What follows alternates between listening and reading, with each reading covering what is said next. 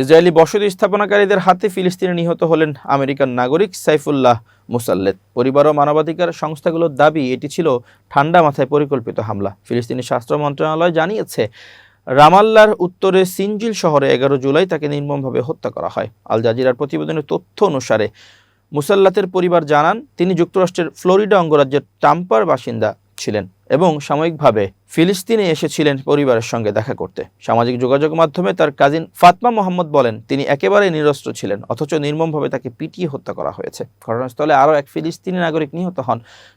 স্বাস্থ্য মন্ত্রণালয় জানায়, মোহাম্মদ শালাবিকে গুলি করে হত্যা করে ইসরায়েলি বসতি স্থাপনাকারীরা। এদিকে মার্কিন পররাষ্ট্র দপ্তরের একজন মুখপাত্র বলেন, পশ্চিম তীরে একজন মার্কিন নাগরিকের মৃত্যুর বিষয়ে আমরা অবগত, তবে পরিবারকে সম্মান জানিয়ে আমরা আপাতত বিস্তারিত মন্তব্য করছি না। মানবাধিকার সংস্থাগুলো বলছে, পশ্চিম তীরে ইসরায়েলি বসতি স্থাপনাকারীরা দীর্ঘদিন ধরেই সহিংসতা চালিয়ে আসছিল।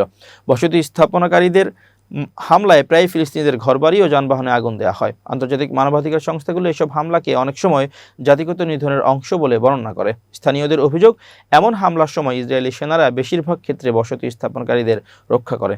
এছাড়া ফিলিস্তিনিরা প্রতিরোধ করলে তাদের উপরে গুলি চালানো হয়। জাতিসংঘ সহ আন্তর্জাতিক মহল পশ্চিম তীরের ইসরায়েলি বসতিগুলোকে আন্তর্জাতিক আইন লঙ্ঘন এবং পরিকল্পিতভাবে ফিলিস্তিনি জনগণকে উচ্ছেদ করার উপকরণ হিসেবে বিবেচনা করে। সাইফুল্লাহ মুসাল্লাদের পরিবারের সদস্যরা এবং মানবাধিকার কর্মীরা মার্কিন প্রশাসনের কাছে ঘটনার সুষ্ঠু তদন্ত এবং দায়ীদের বিচার দাবি করেছেন।